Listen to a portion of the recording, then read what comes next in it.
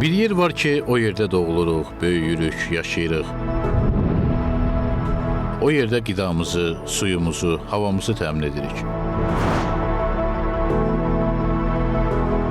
Amma özümüz öz əməllərimizlə yerimizi pis edirik. Buzlaqlar əriyir, balıqların qarnından plastiklər çıxır, balinalar ölür, meşələr yanır, yaşıllıqlar məhv olur.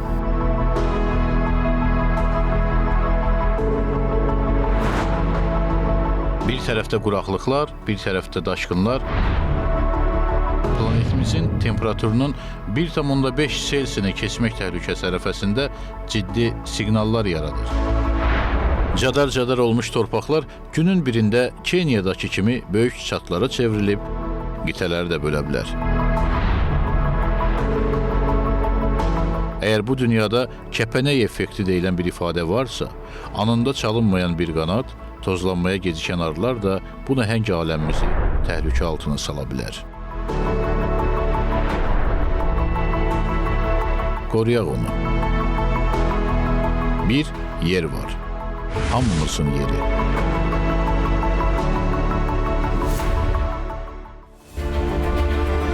Dünyada iqlim dəyişikliyinin yaratdığı fəlakətləri buxovlamaq üçün 30 ilə yaxındır abreviatur adı COP olan beynəlxalq tədbir keçirilir.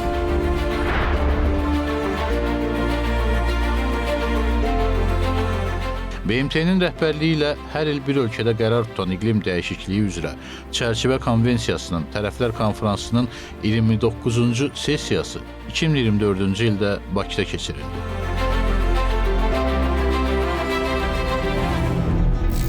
Adətən 2 il əvvəldən məlum olan məkan Bakı seçimində nədənsə 11 ay qalmış elan olundu.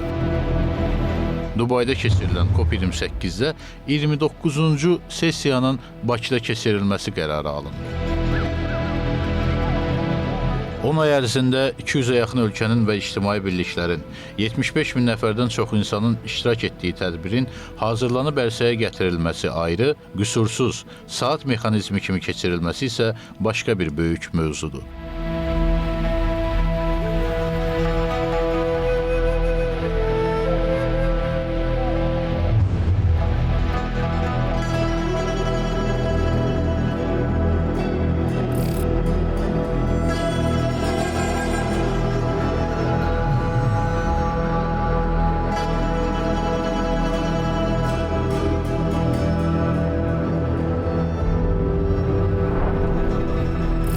Proses kənardan daha aydın görünür. Bilirdilər ki, bacaracağıq.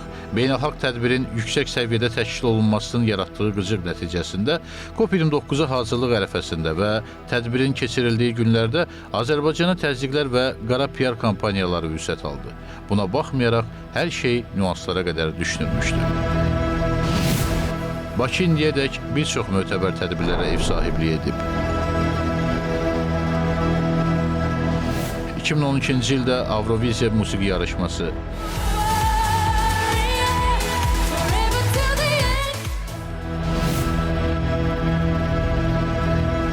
2015-ci ildə Avropa oyunları,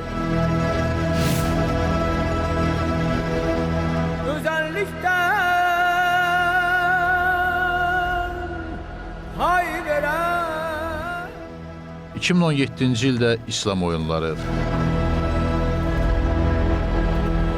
2019-2022-ci illərdə keçirilmiş qoşulmama hərəkatının tədbirləri Bakının qonaq qarşılamaqda aciz olmadığının bariz nümunələridir. Mən bəyan edirəm ki, cənab Prezident Əliyevi qoşulmama hərəkatının sədri elan edirəm.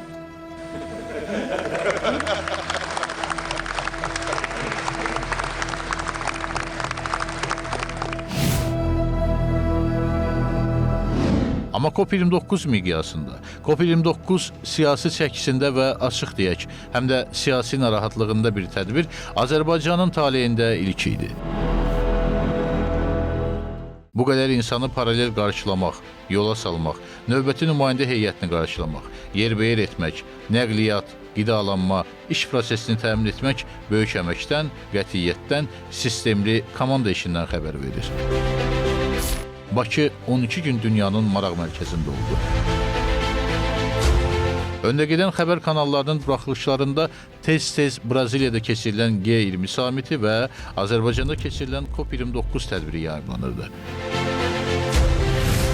Bizim xəritədəki yerimizi Xəzər dənizi ilə tapan əcnəbilər ölkəmizi görəcək, təəccübünü gizlədə bilmirdilər. Hər şey müfəssəl sistemlə həyata keçirilirdi. Bəs COP nədir? Conference of Parties.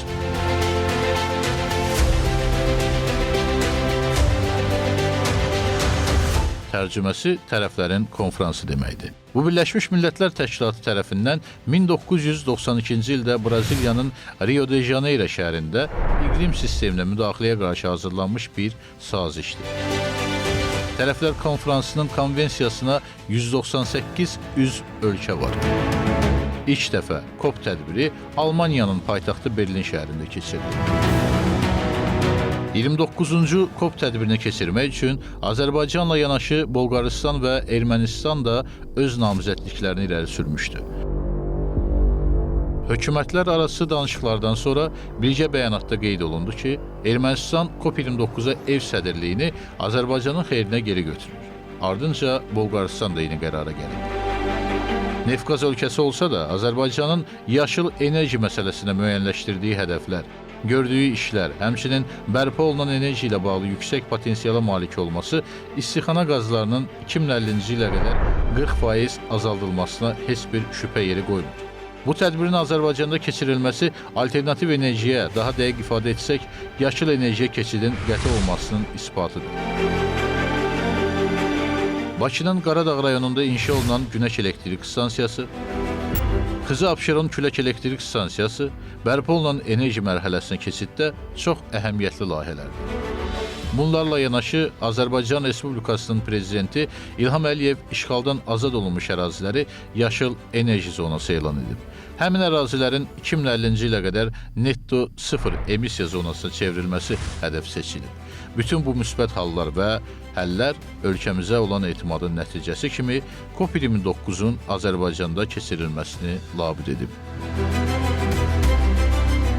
Bildirməliyəm ki, azad edilmiş Qarabağ və Şərqi Zəngəzur bölgələri, eləcə də Naxçıvan bölgəsi Azərbaycanda yaşıl enerji zonaları elan edilib.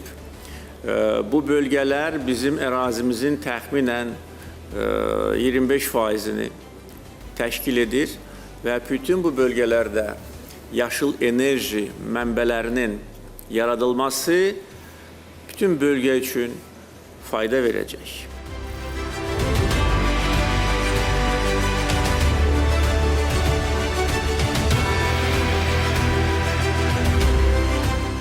Xəzər dənizinin Azərbaycan sektorunda külək enerjisi 157 giqavat təşkil edir. 2037-ci ilə qədər biz ən azı 6 giqavatlıq əlavə gücləri yaratmağı planlaşdırırıq. Azərbaycanın yaşıl enerjiyə keçidlə bağlı öhdəliklərinə, ümumiyyətlə COP29-un Azərbaycanda uğurla keçirilməsinə skeptik yanaşmalar beynəlxalq mediada açıq-aşkar qara PR şəklində yayılmaqda idi. Rəsmi Bakının portfolyosunu gözü götürməyənlərdən sanki dünyaya bir çağırış vardı. Bakıya getməyin, amma dünya Bakıya axışırdı. COP tarixində ən yaxşı tədbirlərdən hesab olunan Bakı təşkilatçılığı mediada hər gün müxtəlif ölkələrin ekspertləri tərəfindəndir. Elə tədbirin öz iştirakçıları tərəfindən təsdiqlənirdi.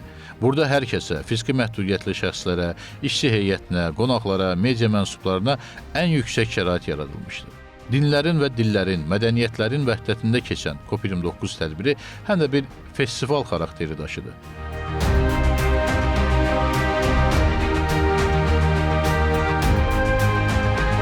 Ölkələrin pavilyonunda sərgilənən işlər də buna bariz nümunə oldu. Burada hamı gülümsüyür, burada hamı salamlayır. Salam Azərbaycan. Merhaba Azerbaycan. Assalamu alaikum Azerbaycan. Burada hamı enerji saçırdı.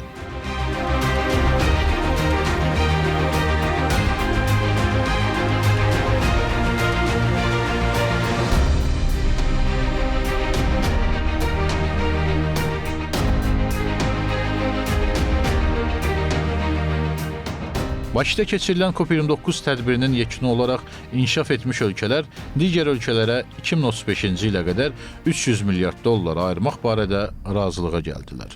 Beləliklə, 2015-ci ildə atmosferdəki karbon dioksidin azaldılmasına dair Paris sazişinin 6-cı bəndi Azərbaycanda öz təsdiqini tapdı. Bakı daha çox vəsaitin ayrılması ilə COP-un tarixinə düşdü. Paris razılaşmasının 6-cı bəndi ilə bütün ölkələr razılaşdı və 10 ildən artıq davam edən danışıqlar Bakıda yekunlaşdı.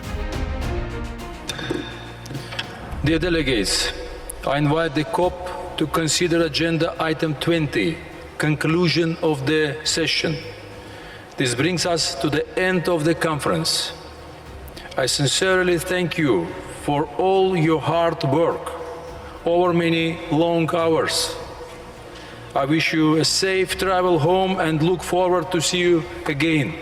I declare the 29th session of the COP, 19th session of the CMP and 6th session of the CMA closed.